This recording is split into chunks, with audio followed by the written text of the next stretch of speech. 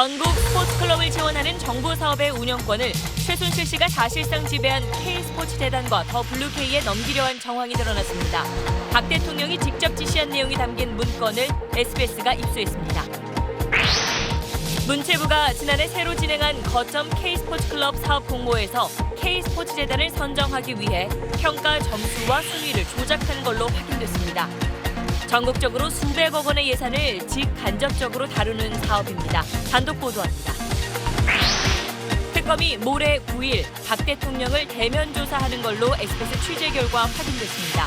장소는 청와대 경내 비서실입니다. 헌법재판소가 박 대통령 측이 추가로 신청한 증인 17명 가운데 8명을 채택했습니다. 추가 증인 채택으로 이달 말 탄핵 심판 선고는 불가능해졌습니다. 탄핵 심판 선고 일정을 전망해 봅니다. 특검이 문학의 블랙리스트와 관련해 김기춘 전 비서실장과 조윤선 전 장관을 재판에 넘겼습니다.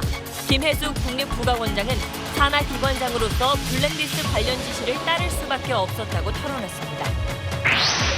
상급생을 폭행한 고등학생들이 학교에서 퇴학 중 중징계를 받았는데 서울시 교육청이 재심에서 처벌 수위를 크게 낮췄습니다. 쌍방폭행이라는 가해 학생들의 주장을 받아들인 건데 피해를 본 학생에겐 묻지도 않았습니다. 아무것도 못 받고 아무것도 못 받았어요. 단독 취재했습니다. 독성물질 다이옥신이 기저귀에서 검출되자 제조업체 P&G는 극히 적은 양이라서 문제가 없다고 해명했습니다. 하지만 SBS 취재 결과 P&G가 검출 양을 3분의 1로 축소 발표했고 허용 기준치도 10년 전 것을 적용한 걸로 드러났습니다. 정부가 대기 환경 개선을 위해 경유차를 조기 폐차하면 보조금 지원 등 혜택을 주고 있습니다. 그러자 멀쩡한 차를 신차로 바꾸려고 폐차하는 경우가 급증하고 있습니다. 예산만 바닥나고 정책 취지는 무색해졌습니다.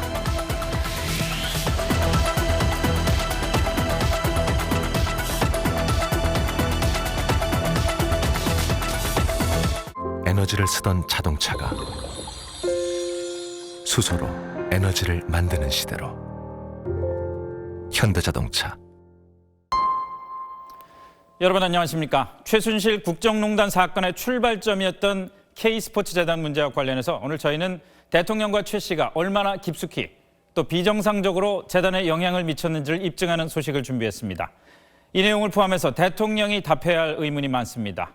특검은 모레 9일에 대통령 대면 조사를 진행하기로 했습니다. 장소는 청와대 경내 비서실로 정했습니다. 김혜민 기자가 보도합니다. 특검은 기자간담회에서 오는 10일 언저리에 박근혜 대통령 대면 조사를 하겠다고 처음으로 날짜를 꺼냈습니다. 하지만 SBS 취재 결과 대통령에 대한 대면 조사는 오는 9일 실시하기로 확정됐습니다. 대면 조사 장소는 비서실이 있는 청와대 위민관인 것으로 전해졌습니다. 대통령 조사엔 각 수사팀을 이끌어온 특검보 2명과 소속 검사들이 참여할 예정입니다. 다만 대면 조사를 공개할지와 조사 결과를 공표할지는 아직 결정되지 않은 것으로 전해졌습니다. 대통령에 대한 대면 조사가 제3의 장소가 아닌 청와대 경내에서 이뤄진다는 것은 특검이 청와대의 요구를 최대한 수용한 결과입니다. 특검으로선 시기와 장소를 두고 밀고 당기기보다는 수사 기한을 고려해 대면 조사 자체에 의미를 둔 것으로 보입니다. 특검은 박 대통령 조사를 마친 후에 필요하면 다시 청와대 압수수색을 시도할 것으로 보입니다. 청와대에서 주장하는 그런 형태의 이미 제출은 전혀 저희들도 고려하고 있지 않습니다. 아직 압수수색 영장 만료 시한이 20일 남은 만큼 경내 압수수색을 할 수 있는 묘책을 짜내려는 것으로 보입니다. 현직 대통령에 대한 사법당국의 대면 조사는 헌정사상 처음입니다. 이번 특검 수사의 사실상 정점입니다. SBS 김혜민입니다. 네, 지금부터 저희가 준비한 K스포츠재단 관련 소식입니다. 지역 주민의 생활체육을 활성화하기 위해서 정부가 지원하는 일종의 공공스포츠클럽 사업이 있습니다. 그런데 이 사업의 운영권을 최순실 씨가 장악한 K스포츠재단과 최 씨의 개인 회사 더 블루K의 통째로 넘기려 한 정황이 드러났습니다. 그것도 대통령 직접 지시입니다. 관련 문건을 SBS가 입수했습니다. 특별취재팀 최우철 기자가 단독 보도합니다. 스포츠클럽 지원사업 전면 개편 방안이라는 제목의 문건입니다. 맨 윗줄에 VIP, 즉 대통령께서 지시하신 방안을 보고드림이라고 적혀 있습니다. 전면 개편의 방안은 K스포츠재단을 지역 스포츠클럽의 설립과 운영, 평가 등 전 과정에서 허브가 되는 컨트롤 타워로 만드는 게 주요 내용입니다. 또 최순실 씨가 실질적으로 소유한 더블루K가 운영 지원과 컨설팅하는 시스템을 구축해야 한다는 내용도 있습니다. 두 곳 모두 당시 설립된 지 2달도 안 된 데다 관련 업무 실적도 전혀 없었습니다. 특검은 이 문건이 지난해 3월 청와대 교육문화수석실에서 작성된 것으로 파악하고 있습니다. 당시 교문수석은 김상률 씨였습니다. 김 수석을 거쳐 김종 전 문체부 차관에게 문건이 전달된 것으로 조사됐습니다.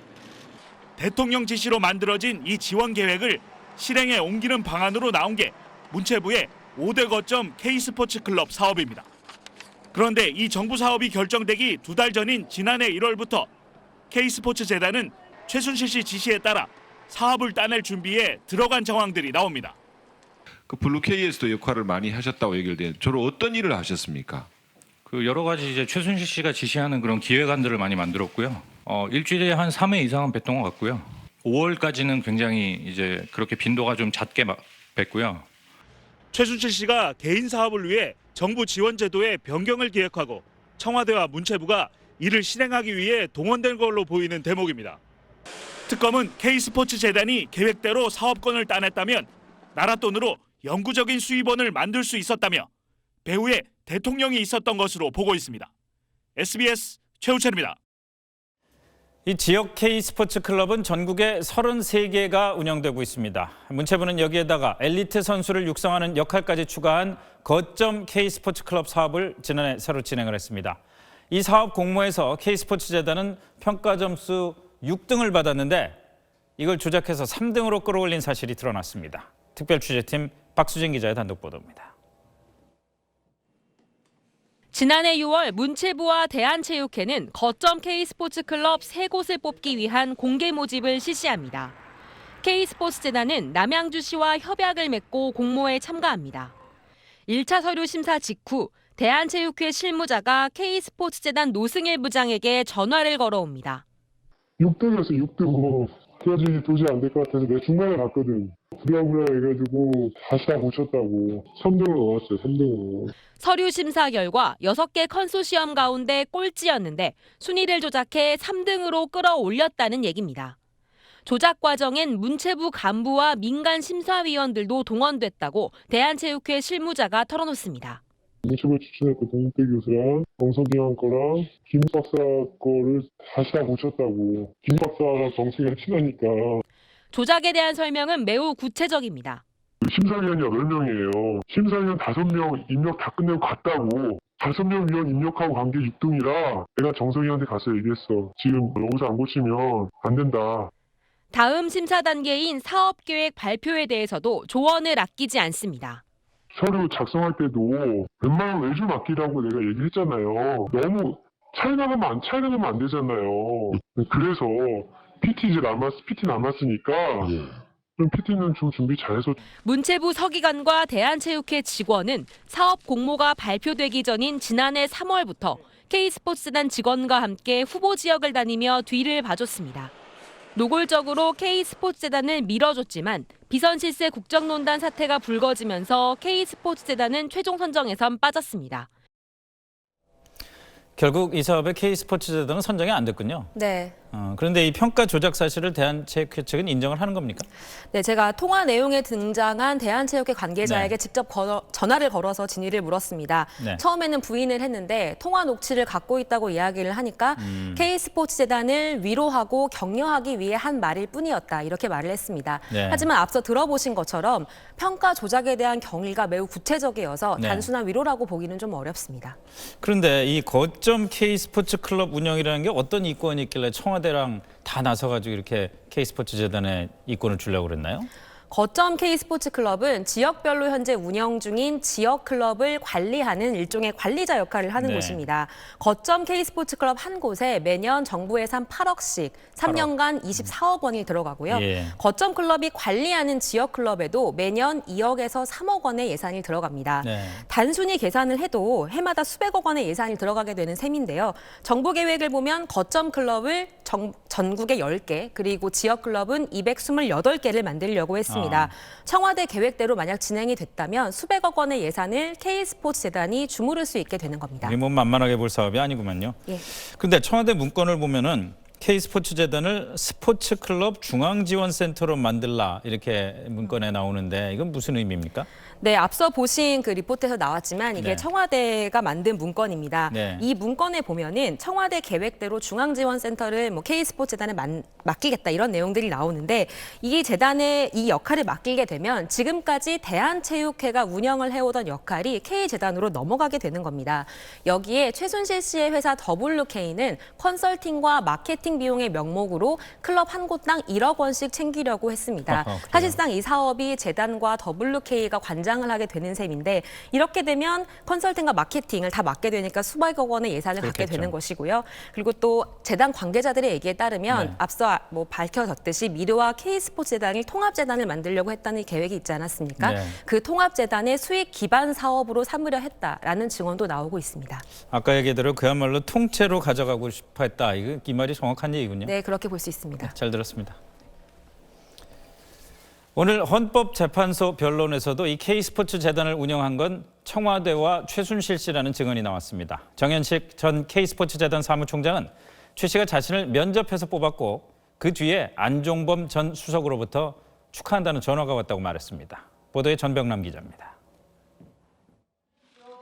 정현식 전 K스포츠재단 사무총장은 헌법재판소 재판이 시작되자마자 작심한 듯 청와대가 재단 운영에 개입했다고 주장했습니다.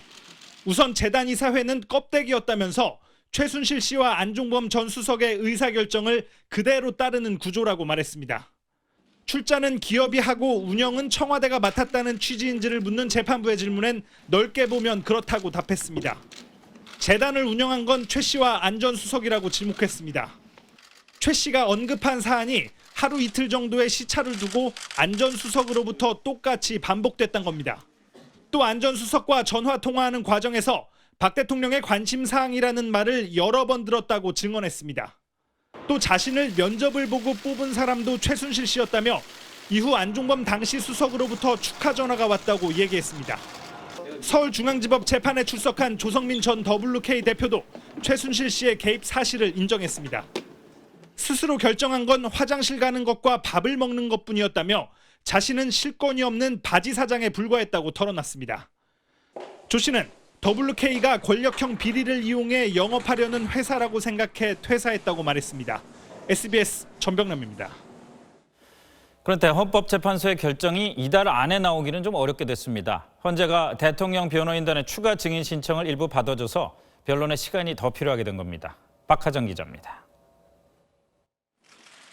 헌법재판소는 오늘 대통령 측이 신청한 증인 17명 가운데 8명, 절반쯤 받아들였습니다.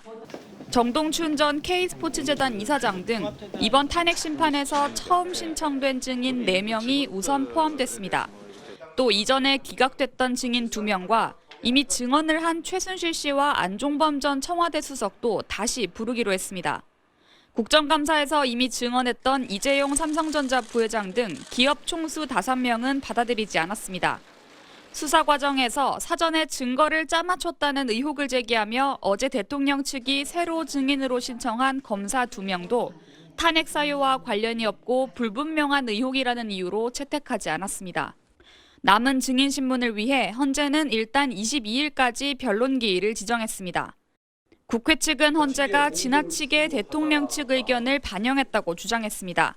이미 한번 증언을 한 안종범 최순실을 다시 채택한 것은 지나치게 공정성에 집착하는 것이 아닌가. 대통령 측은 오히려 추가 증인 신청의 가능성도 열어놨습니다. 17명 중에 8명만 채택된 데 대해서 상당히 좀 불만스러운 부분이 있습니다.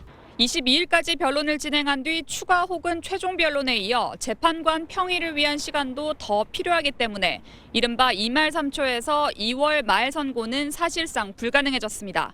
SBS 박하정입니다. 자, 이제 관심은 이정미 헌재소장 대행이 퇴임하는 3월 13일 이전, 다시 말해서 지금의 8인 재판관 체제 아래서 선고가 과연 나올 수 있을지 여부입니다. 어떤 변수가 있는지 박현석 기자가 따져봤습니다. 재판부는 2월 넷째 주 증인신문 기일을 통상 화요일과 목요일에 잡던 것과 달리 월요일인 20일과 수요일 22일에 잡았습니다. 금요일인 24일, 혹 변론을 한 차례 더 갖게 되더라도 28일엔 최종 변론을 열어서 2월 안에 변론 절차를 끝내겠다는 뜻으로 풀이됩니다. 이 경우 늦어도 3월 초에는 평의, 즉 결론을 도출하는 전체 재판관 회의를 시작할 수 있습니다. 결정문 작성까지 통상 2주면 충분하니까 이정미 재판관이 퇴임하는 3월 13일 이전 선고가 가능합니다. 남은 변수는 불출석으로 말미암은 증인신문 일정 연기나 추가 증인 신청, 박근혜 대통령의 변론 출석, 그리고 대리인단 총사퇴 가능성 등입니다. 증인 출석이 어떻게 될지, 증인 조사 과정에서 어떤 새로운 돌출 변수가 있을지 여부에 대해서는 제가 장담할 수가 없기 때문에 지금 구체적으로 말씀드리기는 어렵습니다. 대통령이 직접 출석하겠다고 하면 변론 절차가 길어질 수도 있어 국회 측도 잔뜩 신경을 쓰고 있습니다. 그 모든 경우의 수를 대비하고 있습니다. 우리 청구인 측은 지금부터 최후 변론을 준비를 하고 있습니다. 다만 재판부 역시 대응 카드가 없지 않습니다. 어느 정도 결론을 논의할 수 있다고 판단하면 최종 변론 전부터 재판부 뜻에 따라 평의를 시작할 수 있습니다. 설령 선고가 이정미 재판관 퇴임 이후로 늦춰지더라도 최종 결론이 도출되는 평의에 참여하면 이 재판관 역시 표를 행사할 수 있습니다. SBS 박현석입니다. 네, 법조팀 정상엽 기자 나와 있습니다. 자, 정 기자, 오늘 결정된 일정대로라면 3월 13일 이정미 재판관 퇴임 전까지 빠듯하지만 결론을 낼 수는 있을 거다. 이 정도겠네요. 그렇습니다. 그 예상보다 증인 신청을 많이 받아주긴 했는데 이 변론 기일 날짜를 이 간격을 좀 살펴보면 이 헌법재판소가 이정미 재판관 퇴임을 넘기지 말아야 되겠다라는 어떤 스케줄 큰 틀을 갖고 있다는 게 좀 눈에 보였습니다. 이 박한철 전 소장이 퇴임 전에 3월 13일까지 결론을 내야 한다고 얘기하지 않았었습니까? 그랬죠. 예. 그때 재판관들끼리는 이미 의견을 모았던 것으로 알려지고 있습니다. 그런데 2월 안에 변론 절차를 다 끝낸다. 그러면 이제 평의라는 게 남지 않습니까? 그렇습니다. 평의라는 게 재판관들이 모여서 서로 의견을 내는 그런 절차인데 의견을 정리하는 절차죠. 평의가 한 2주 정도 걸린다고요? 그렇습니다. 지금 뭐 말씀하신 대로 변수가 없다면 네. 2월 달에 이제 변론 절차를 마치고 그런 다음에는 재판관들이 이제 평의를 진행을 하겠죠. 평의라는 게 재판관들이 결론을 내기 위해서 의견을 또 모으고 그다음에 표결을 하고 뭐 이렇게 진행을 하는 절차입니다. 지금은 노무현 전 대통령 때의 그 선례에 따라서 2주 정도 걸릴 것이라고 지금 2주란 얘기가 노무현 전 대통령 탄핵 심판 때 얘기군요. 예, 그때 딱 2주 걸렸거든요. 네. 그래서 그때에 따라서 한 2주 정도 걸릴 것이라고 예상을 하고 있는데 사실 뭐 더 빨리 끝날 수도 있고 더 늘어질 수도 있는 것이죠. 근데 이번 탄핵 심판 사건에서는 이제 재판관들이 거의 매일 재판관 그 회의를 진행을 했기 때문에 모든 재판관들이 이제 사건 내용을 충분히 숙지하고 있고 그러면서 자연스럽게 이 심증이 형성돼 있을 테니까 이 평의 과정이 그렇게 오래 걸리지 않을 것이라는 얘기도 나오고 있습니다. 뭐 그렇지만 그런 반면에 워낙 중대한 사건이고 변호인 측에서 저렇게 나오고 그러면은 평의 자체도 또 오래 걸릴 수 있다는 생각도 할 수 있겠네요. 물론입니다. 그 가능성도 충분히 있는데요. 이 평의라는 게 원칙적으로는 비공개입니다. 근데 진행되는 과정을 보면 대충 이런데요. 먼저 주심 재판관이 이 사건 검토 내용을 이제 발표를 합니다. 이 재판관들 앞에서요. 그런데 이제 보고서 형식으로 이렇게 발표를 할 때도 있고 이제 급하면 인용과 이 기각 이 두 가지의 결정문 초안을 미리 써서 논의하기도 합니다. 이제 그거를 검토하면서 이제 재판관들이 각자의 의견을 내기도 하는데 이 재판관들이 의견이 워낙 다양하다 보면 최종 합의에 이르지 못하는 경우가 있을 수 있습니다. 그러면 재판관들끼리 서로 논의도 하고 또 설득도 하면서 최종 의견을 모아가는 과정인데요. 이때 중요한 게 헌재 소장. 그러니까 지금은 이제 권한 대행이겠죠. 이 권한 대행의 어떤 리더십이 이제 굉장히 중요한 역할을 하게 되는 겁니다. 그렇군요. 자, 그런데 만약에 그 시간이 길어져서 이정미 재판관 3월 13일 퇴임 이전에 결론이 안 난다면은 후임 재판관 뽑아야 되는 거 아닙니까? 그렇습니다. 지금 그 부분은 이제 대법원이 고민하고 있는 그런 부분인데요. 이 이정미 재판관의 후임은 대법원장 지명 몫이기 때문입니다. 그런데 지금 이 재판관 임기하고 또 탄핵 심판의 진행 속도하고 좀 예민하게 지금 얽혀 있는 상황이기 때문에 이 상황에서 대법원이 후임 그 재판관 지명 절차에 나서겠다 이러면 굉장히 그 불필요한 오해와 분란을 일으킬 소지가 있습니다. 그 얘기는 다시 말해서 3월 13일 퇴임하면 그 다음 날 지명해서 갈 수 있는 게 아니기 때문에 지금 미리 준비를 해야 되는데 대법원이 지금 그런 거 준비하기 시작을 하면 굉장한 오해를 살 거다. 그렇죠. 오해를 살 수 있기 때문에 또 그 부분을 대법원이 잘 알고 있기 때문에 지금까지는 좀 잠자코 있는 상황이고요. 근데 마냥 손 놓을 수만은 또 없는 상황이기 때문에 탄핵 심판 변론 절차가 거의 마무리되는 시점에 이 후임 재판관 이 지명 과정을 시작하는 것으로 알려지고 있습니다. 네, 잘 들었습니다. 박영수 특검이 문학의 블랙리스트에 관여한 혐의로 김기춘 전 실장과 조윤선 전 장관을 재판에 넘겼습니다. 박근혜 대통령과의 공모를 적시했지만 구체적인 혐의 사실은 밝히지 않았습니다. 왜 그런지 임찬종 기자가 설명해 드립니다. 특검은 문학의 블랙리스트와 관련해 오늘 4사람을 추가로 재판에 넘겼습니다. 구속된 김기춘 전 대통령 비서실장과 조윤선 전 문화체육관광부 장관, 불구속 상태인 김상률 전 청와대 교육문화수석과 김소영 전 문화체육 비서관입니다. 정부의 비판적인 문학의 인사 등에 보조금이 지급되지 않도록 강요한 혐의가 적용됐습니다. 그런데 특검은 자세한 혐의 사실을 공개하지 않았습니다. 박근혜 대통령과 최순실 씨가 블랙리스트와 관련해 공모한 혐의가 있기 때문에 대통령 대면 조사를 하기 전에 혐의 사실을 밝힐 수 없다는 겁니다. 그만큼 박 대통령과 최 씨가 깊숙하게 개입했다는 뜻입니다. 대통령에 대해서 그 공소장 내용에 아마 피의사실로 일부 포함이 되어 있습니다. 피의사실 공표 여부와 관련이 있어서 오늘 그 공소장을 배포해드리지 못하는 점은 김기춘 전 실장과 김상률 전 교문수석에게는 문체부 공무원 등에게 사직을 강요한 혐의도 적용됐습니다. 특검은 다만 블랙리스트와 관련된 전현직 공무원들 가운데 재판에 넘기는 대상은 청와대 비서관과 차관급 이상으로 한정했습니다. 고위공직자라면 불법적 지시에 저항하지 않았을 때 형사적 책임을 져야 한다는 게 특검의 판단입니다. SBS 임찬종입니다. 자, 이 블랙리스트를 활용해서 무슨 일들을 했는지 직접 집행을 한 기관장의 진술이 오늘 처음 나왔습니다. 문화체육관광부 소속 기관 국립국악원 원장이 블랙리스트 지침을 따를 수밖에 없었다, 이렇게 말했습니다. 류란 기자가 취재했습니다. 국립국악원 김혜숙 원장은 오늘 국악원 건물 재기관 기념식에서 블랙리스트 집행을 사실상 시인하는 발언을 했습니다. 김 원장은 옳다고 생각하지 않지만 문체부 소속 기관으로서 나 홀로 결백을 내세우기 어려운 측면이 있었다고 덧붙였습니다. 국립국악원은 2년 전 기획공연 소월산천에서 연극연출가 박근영 씨를 배제할 것을 요구했고 당시에는 공연장의 음향 문제를 이유로 들었습니다. 이후 예술가들의 반발로 공연은 취소됐고 당시 예술감독이 사퇴하는 등 파문이 일었습니다. 박근영 연출가는 지난 2013년 박근혜 대통령에 대한 풍자를 담은 연극 개구리를 선보여 미운 털이 박혔다는 의혹이 제기됐습니다. 그것에 대해서 분노하고 눈을 부릅뜨고 밝혀내서 이제 알려지게 됐지요. 류승환 감독 등 영화인 천여 명이 모인 블랙리스트 대응 영화인 행동도 오늘 기자회견을 열고 영화진흥위원장과 부산시장 등 영화계 블랙리스트 부역자들의 즉각 사퇴를 촉구했습니다. SBS 유란입니다. P&G의 기저귀 제품에서 독성 물질인 다이옥신이 검출돼 논란이 되니까 제조사가 극히 적은 양이라서 문제가 없다고 해명했습니다. 그런데 알고 보니까 이게 사실이 아니었습니다. 잠시 뒤에 전해드립니다.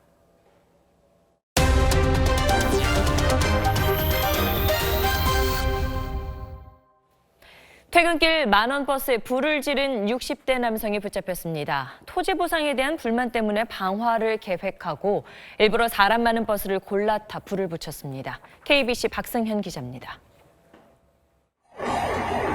승객 40명을 태운 시내버스에서 불이 난 건 어제 저녁 6시 30분쯤 여수시청 앞 정류장에 멈춘 시내버스에 갑자기 69살 문모 씨가 올라타더니 보자기에 숨긴 신호 두 통을 운전석 뒤편에 뿌리고 불을 붙인 겁니다. 아수라장이 되더니 사람들이 창문으로 다 뛰어내리고 다행히 뒷문이 열려가지고 진짜 죽을 힘을 다해가지고 뛰쳐내렸어요. 불은 순식간에 버스 안으로 번졌고 탈출 과정에서 7명이 연기를 마시거나 허리와 다리를 다쳐 병원으로 옮겨져 치료를 받았습니다. 문 씨는 이 승강장에서 10분 동안 대기하며 승객이 많은 버스를 일부러 골라 탄 것으로 드러났습니다. 자신의 땅이 국가에 강제 수용된 데 불만을 품고 계획적으로 많은 버스에 불을 질러 정부의 관심을 끌려한 것으로 보입니다. 우리 형님들이랑 제가 사는 분기 있는 땅을 다 팔아먹어버렸어요. 하마터면 대형 참사로 이어질 뻔한 버스 방안은 버스 기사의 신속한 대피 조치와 인근 공무원들의 발빠른 초기 진화로 피해를 최소화할 수 있었습니다. 일부 직원들은 소화기를 이용해서 현장으로 바로 출동을 했고 나머지 일부 직원들은 소화전을 활용해서 긴급히 현장으로 침투해서 초기 진압을 하게 됐습니다. 경찰은 문 씨에 대해 현존 자동차 방화 치상죄를 적용해 구속영장을 신청했습니다. KBC 박승현입니다. 학교 폭력을 저질러 전치 4주의 부상을 입힌 가해 학생들이 학교로부터 퇴학 등 중징계를 받았습니다. 그런데 서울시 교육청이 재심에 나서면서 징계 수위가 확 낮아졌습니다. 문제는 이 과정에서 피해 학생의 의견은 듣지도 않았고 재심 결과에 대한 이의 제기도 불가능하다는 겁니다. 원종진 기자가 살펴봤습니다. 서울 노원구의 한 공터입니다. 고등학교 1학년 학생 무리가 2학년 선배 한 명을 둘러싼 채 서 있다가 누군가 한 명이 주먹을 휘두르기 시작합니다. 일방적인 폭행을 당한 2학년 A군은 코뼈가 심하게 골절되는 등 전치 4주의 부상을 당했습니다. 학교 측은 학교폭력자치위원회를 열고 직접 폭행한 한 명에겐 퇴학을, 동조한 다른 한 명에겐 전학이라는 중징계를 내렸습니다. 과거에도 폭력과 관련된 일이 있었다고 학생 3명인가가 찾아와서 그 CCTV를 삭제해달라고 요청을 했다고 하더라고요. 하지만 가해 학생들은 처벌이 과하다며 서울시 교육청에 재심을 청구했습니다. 교육청 징계조정위원회는 쌍방폭행이었다는 가해 학생 측 의견을 받아들여 퇴학은 출석 정지 10일로, 전학 처분은 학내봉사 10일로 징계 수위를 낮췄습니다. 하지만 이 재심 과정에서 피해 학생 측이 진술할 기회는 전혀 없었습니다. 서울시 교육청에서 전화 한 통화도 못 받고 너무 황당하고요. 코가 안까지 뚫린 상태예요. 그런 아이를 두고 10일 정리라는 건 말이 안 돼요. 교육청 측은 재심 과정에서 피해 학생의 의견 청취가 의무 규정은 아니어서 절차상 문제는 없다는 입장입니다. 더욱이 현행제도상 교육청의 재심 결과에 대해서는 피해 학생이 이의를 제기할 수도 없습니다. 지금 처분은 상대방이 아니잖아요. 지금 법령상 방법이 없기 때문에 저희도 할 수 있는 게 없어요. 피해 학생은 가해 학생들과 다시 학교에 다녀야 하는 불안한 생활을 하고 있습니다. SBS 원종진입니다. 한파특보가 발효된 날 초등학생 남매를 집에서 쫓아낸 비정한 계모가 입건됐습니다. 쫓아내기 전엔 밥주걱으로 뺨을 때리기도 했습니다. 김관진 기자가 보도합니다. 지난달 25일 새벽 경기도의 한 초등학교 10살과 9살 남매가 학교 정문 앞에서 추위에 떨다가 학교 경비원에게 발견됐습니다. 남매는 전날 저녁 6시쯤 집에서 쫓겨난 상태였습니다. 당시 이 지역은 최저 기온이 영하 15도에 달해 한파특보가 발효된 상황. 추운데 얼룩 떨고 있으니까 따뜻한 데로 들어가고. 우둘기에서 그래요? 여기를? 남매를 집에서 내쫓은 건 2년 전 새엄마가 된 계모 47살 A씨였습니다. A씨는 약속을 지키지 않았다는 이유로 플라스틱 주걱으로 9살 딸의 뺨을 10차례 후려쳤고 10살 아들의 엉덩이를 북채로 마구 때린 뒤 집에서 내쫓은 것으로 드러났습니다. A씨는 남편이 밤늦게 귀가한 뒤에야 아이들을 찾아 나섰고 이튿날 새벽 112에 실종 신고를 했습니다. 이들을 찾아 나선 경찰관에게 어린 남매는 엄마 아빠의 행동이 바뀌기 전까지는 집에 돌아가지 않겠다고 말한 것으로 전해졌습니다. 발견 당시에 좀 초췌하고 애들 말로는 뭐 집에 다시는 가고 싶지 않다고 집 밖에 많이 나갔었나 봐요. 경찰은 남매를 보호시설로 격리 조치하고 A씨 부부의 학대 행위가 상습적으로 이루어졌는지 조사하고 있습니다. SBS 김관진입니다. 지난 주말 4명의 목숨을 앗아간 동탄 메타폴리스 화재 현장에서 이전에도 수차례 작은 불이 났었다는 작업자 진술이 나왔습니다. 스프링클러와 경보기는 일부러 꺼놓고 불티가 튀면 물을 부어가며 작업했다는 겁니다. 보도에 김기태 기자입니다. 메타폴리스 화재가 시작된 곳은 철거 작업 중이던 옛 어린이 놀이시설. 그런데 화재가 발생하기 전 현장에선 이미 여러 차례 작은 불이 났던 것으로 드러났습니다. 철거 작업을 했던 한 작업자는 구조물을 용접으로 절단하던 중이었는데 불티가 자주 주변에 옮겨 붙었다고 경찰에 진술했습니다. 당시 주변엔 합판 조각이나 카펫, 우레탄 조각 등 가연성 물질이 많았는데 불티가 주변에 옮겨 붙을 때마다 물을 이용해 껐다는 겁니다. 산소절단기로 용관 작업을 할 때 불꽃이 튀어서 그런 합판이나 이런 거에 불이 붙으면 옆에서 물을 뿌려주는 보조가 있었고. 경찰은 건물 관리업체가 화재 발생 사흘 전 스프링클러와 화재 경보기를 고의로 꺼놓은 것도 이런 상황과 무관하지 않은 것으로 보고 있습니다. 희생자 유족들은 화재 원인에 대한 진상이 규명되고 지원 대책이 마련될 때까지 발인을 미루겠다고 밝혔습니다. 우리가 궁금하고 앞으로 장례라든지 여러 가지 문제들의 앞길에 대해서 좀 설명을 해주셔야. 경찰은 내일 오전 화재 현장 추가 감식을 진행합니다. SBS 김기태입니다. 독성물질인 다이옥신이 검출돼 논란이 된 PNG의 기저귀 제품입니다. 제조사인 PNG는 검출량이 극히 적어서 안전에 문제가 없다고 해명했었는데 SBS 취재 결과 PNG가 다이옥신 검출량을 3분의 1로 축소 발표하고 허용 기준치도 10년 전 것을 적용한 게 드러났습니다. 심영구 기자의 단독 보도입니다. 지난 3일 PNG는 자사 기저귀에서 검출된 다이옥신 양은 1g 기준 0.000178 피코그램에 불과하다고 밝혔습니다. 사람이 마시는 우유 지방의 다이옥신 허용치에 비해 33,000분의 1 수준이라며 전혀 문제가 없다고 주장했습니다. 하지만 PNG가 공개한 수치는 지금은 사용하지 않는 과거 기준을 적용한 것이었습니다. WHO와 EU는 각각 2005년과 2011년 측정 기준을 강화했는데 이 기준을 적용하면 다이옥신 검출량은 3배나 더 늘어납니다. 또 다이옥신 허용치도 영유아가 아닌 성인 기준을 적용했습니다. 영유아 기준을 적용할 경우 검출량은 허용 기준치의 188분의 1이 됩니다. 애초 공개한 수치보다 175배 더 나온 셈입니다. PNG는 이에 대해 기준이 강화됐다는 사실을 모르고 서둘러 공개하다 보니 오류가 있었다고 해명했습니다. 검출량을 정확히 계산해 다시 공개한 것일 뿐 고의로 축소한 건 아니라고 밝혔습니다.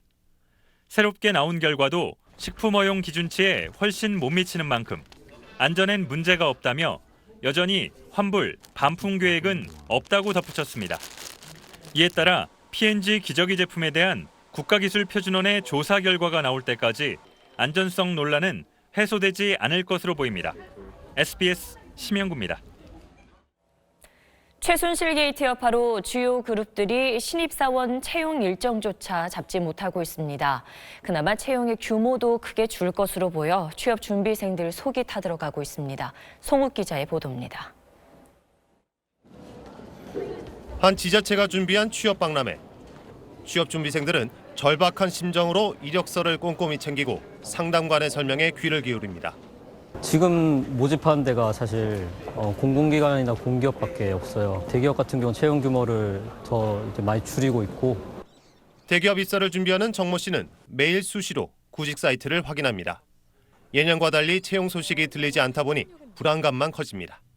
스케줄에 맞춰서 인적성을 준비를 하고 자소서를 준비를 하고 면접을 준비를 해야 되는데 그거에 대한 힌트가 전혀 없으니까.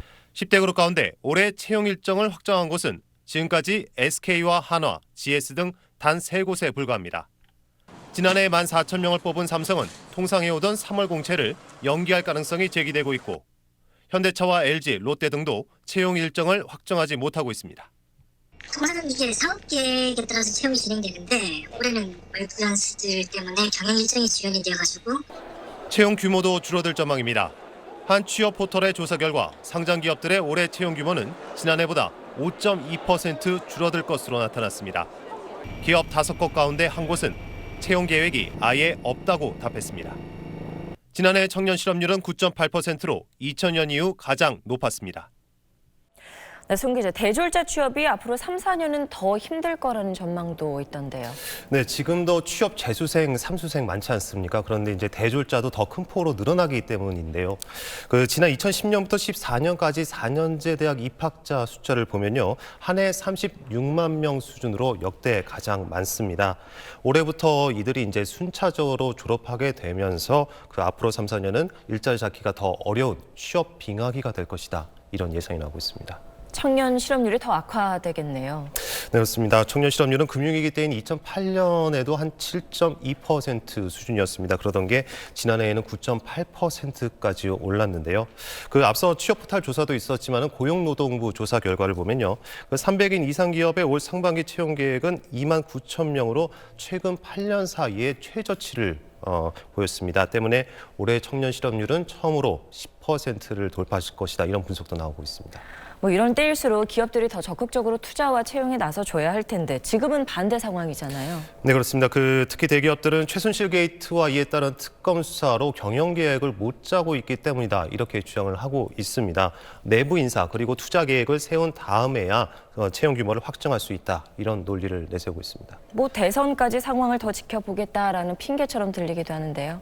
네, 그런 측면이 있습니다. 그 기업들을 보면은 투자보다는 사내 유보금만 많이 쌓아놓고 있지 않습니까? 하지만 지금처럼 그 고용 절벽이 현실화되고 있는 상황에서요.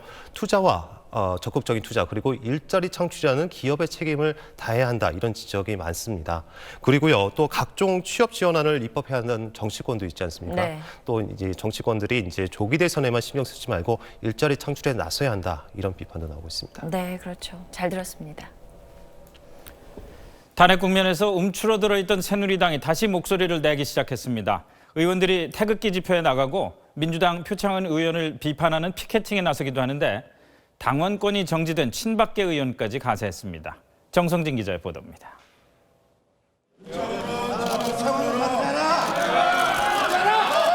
새누리당이 2월 국회에 들어 닷새 연속 대통령 풍자화 논란의 주인공 표창원 민주당 의원 때리기에 나섰습니다.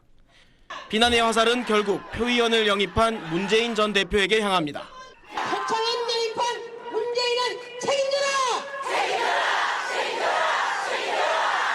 야당 의원 비판엔 곧바로 역공합니다.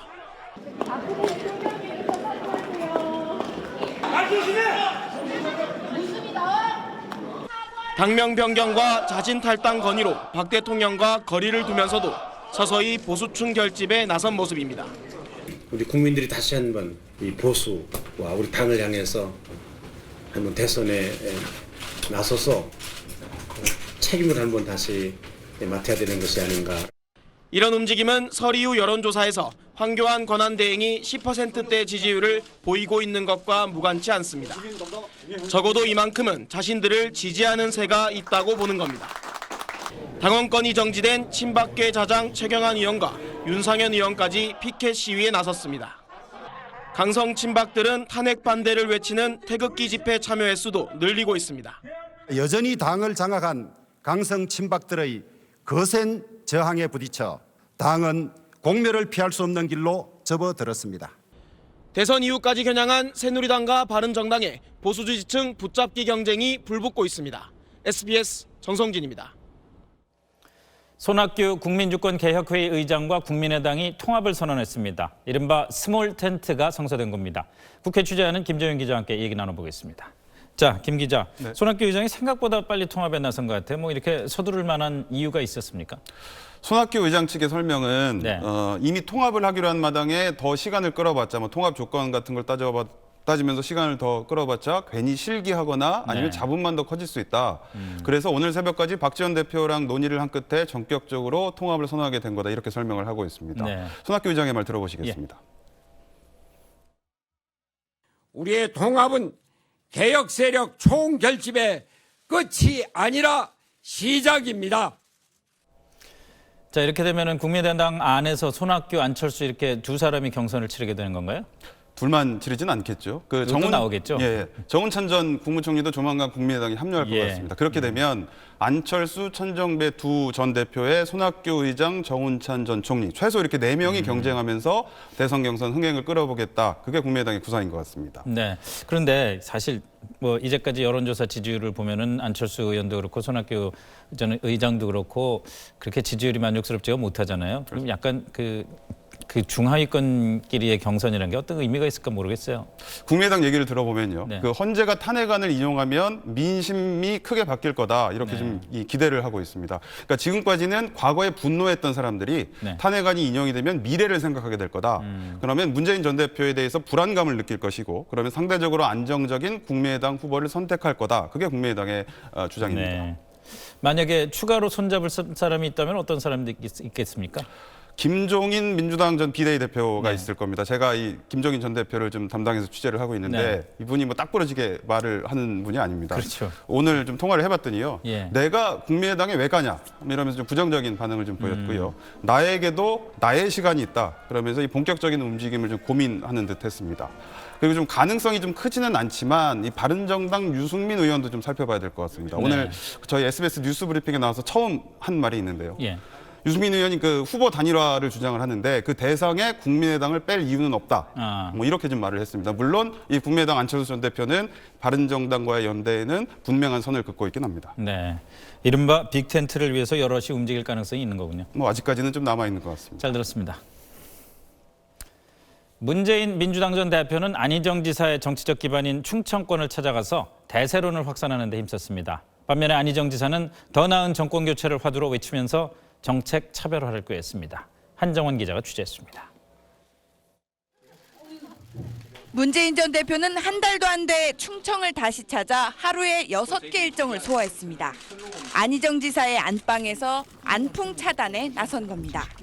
권역별 지지도를 보면 다른 지역들은 모두 문재인 우세지만 안희정 지사의 고향인 충청에서만 두 사람이 경합입니다. 문 전 대표의 공약 포인트는 강력한 지방분권 공약, 특히 행정자치부 이전 등 세종시의 명실상부한 행정 수도화였습니다. 앞으로 우리가 맞이할 4차 산업혁명의 중심이 돼서 우리 대한민국의 미래 먹거리를 책임지는 그런 지역으로 발전시켜 나가겠습니다. 안 지사의 대연정 제안은 협치란 측면에선 자신과 큰 차이가 없다며 포용의 리더십도 부각했습니다. 안희정 지사는 일자리에 이어 오늘은 복지 구상을 밝히며 정책 경쟁을 본격화했습니다. 근로 능력을 상실한 많은 이웃들에게는 우리가 확고한 그들의 인간적 품격과 삶의 조건들을 보장하는 나라로 가자. 절대약자 우선 복지를 강조해 기존 야권의 보편적 복지와 거리를 뒀습니다.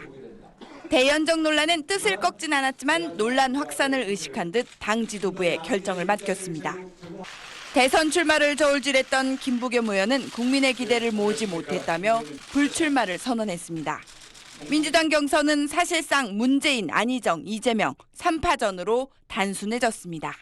SBS 한정원입니다. 대기 오염을 줄여보겠다고 정부가 경유차의 조기 폐차를 유도하고 있습니다. 낡은 차를 폐차하면 고철값 30-40만 원이 전부지만 조기 폐차 신청을 하면 평균 160만 원 정도 정부 보조금을 더 받을 수 있습니다. 일부 지자체에선 벌써 예산이 동날 정도로 신청자가 몰리고 있는데 과연 대기 환경이 좋아질까요? 장세만, 유덕기 두 기자가 집중 취재했습니다. 폐차장 앞마당에 차들이 쭉 늘어서 있습니다. 조기에 폐차하려는 차들입니다. 모두 2006년 이전에 나온 경유차인데 멀쩡해 보이는 게 상당수입니다. 시트도 그러니까 새 걸로 바꿔져 있고 오디오도 되게 좋은 걸로 달아놔가지고 운행에는 전혀 문제 없을 정도의 차량들이 들어오죠. 배출가스는 어떨까? 폐차를 앞둔 차량을 가져와 직접 측정해봤습니다. 운행에 전혀 문제가 없는 수준입니다. 15년 정도 된 차인데 기준 25%인데 현재 15%로 합격 수치가 나와 있습니다. 올 들어서만 벌써 2만 1000여 대가 조기 폐차를 신청했습니다. 너무 몰려 일부 지자체는 책정된 예산이 바닥났을 정도입니다. 폐차 지원금은 물론 새 차를 살 때 할인 혜택까지 받을 수 있기 때문입니다. 2005년식 산타페를 조기 폐차하고 동급의 새 차를 구입할 경우 360만 원이 넘는 지원 혜택이 생깁니다. 이렇게 조기 폐차가 늘어나면 그만큼 대기 오염이 줄어들 것 같지만 내용을 뜯어보면 꼭 그렇지만은 않습니다. 가장 큰 문제는 노후 경유차 중에도 화물차 관리입니다. 화물차 배출가스 단속 현장 한번 보시죠. 단속 반원들이 낡은 화물차 배기구에 검침봉을 설치한 뒤 엑셀을 밟습니다. 시커먼 매연이 펄펄 솟구칩니다. 단속 허용치의 5배가 넘는 매연이 검출됐습니다. 다 그렇겠지. 연습 오래되면 새 차처럼 그렇게 안 놓을 수는 없잖아요. 지난해 정부 보조를 받아 300만 원짜리 배출가스 저감 장치를 달았지만 이미 망가진 지 오래입니다. 빨간불이 켜졌거나 그러면은 AS 불려가지고 사후 관리 하라는 얘기거든요. 자동차가 내뿜는 질소 산화물 가운데 40%는 화물차에서 나옵니다. 하지만 조기 폐차 신청 차량 가운데 화물차는 40%가 채 되지 않고 나머지 60%는 레저용 차량입니다. 대부분의 화물차주들이 불경기에 영업난에 시달리고 있기 때문에 차량 교체가 어려운 상황입니다. 정책의 취지는 좋은데 현장에선 뭔가 잘못 돌아가고 있습니다. 네, 장세만 기자. 정작 검은 매연 쏟아내는 화물차는 외면하고 멀쩡한 개인용 레저 차량들이 혜택을 받고 있다는 건데 개선책이 없을까요? 네. 올해 책정된 조기 폐차 예산이 1,000억 원에 가까운데요. 이 보조금 혜택이 영세한 화물차에 우선 돌아갈 수 있도록 하려면 화물차의 예산을 우선 배정하는 방안이 필요합니다. 또 화물차에 대한 보조금 액수를 지금보다 늘려서 더 많이 신청할 수 있도록 유도할 필요도 있습니다. 그렇게 되면 또 한편으로는 폐차가 시급한 경유 승용차주들도 불만이 쌓일 것 같은데요. 네, 맞는 지적입니다. 지금은 2006년 이전에 나온 경유차면 사실상 모두 조기 폐차가 가능한데 이 기준을 좀 세분화할 필요가 있습니다. 낡은 차량일수록 보조금 혜택을 우선 받을 수 있도록 하자는 건데요. 앞서 말씀드린 것처럼 영세한 화물차가 더 혜택을 받을 수 있도록 하되 화물차든 승용차든 배출가스가 더 많이 나오는 차부터 순차적으로 신청을 받을 수 있도록 하자는 겁니다. 네, 섬세한 제도가 필요하겠네요. 잘 들었습니다. 이번엔 우리보다 먼저 저출산과 고령화 문제로 고민하고 있는 일본 사례를 통해 우리 미래를 점검해보는 인구 절벽 연속 기획입니다. 오늘 첫 순서로 육아 문제를 살펴봅니다. 키우는 문제가 해결돼야 아이를 낳는다는 가장 단순한 인구 대책. 일본에선 어떻게 하고 있는지 도쿄 최선우 특파원이 취재했습니다. 일본 후생 노동성 앞입니다. 아이를 낳은 채 출근하는 남성 직원들이 줄을 잇습니다. 후생 노동성의 젊은 아빠들이 형편없이 낮은 남성 육아휴직 사용률의 개선을 촉구하는 자리입니다.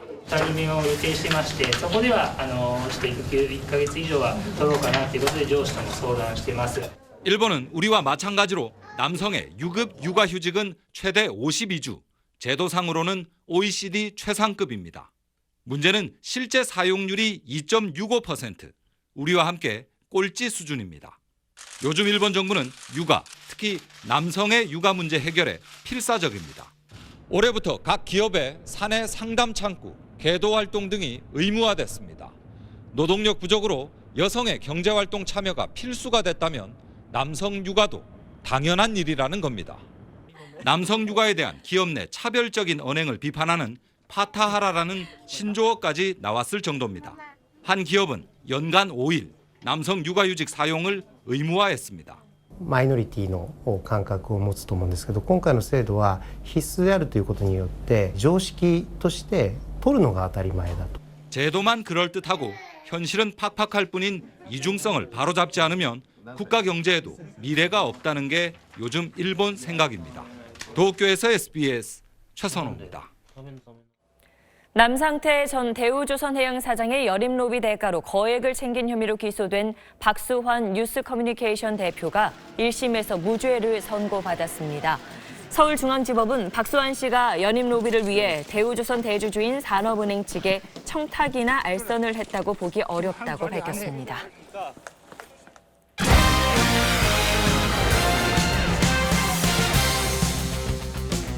월드컵 7차 대회를 마치고 귀국한 스켈레톤의 간판 윤성빈 선수가 평창 트랙 훈련에 집중하겠다고 말했습니다.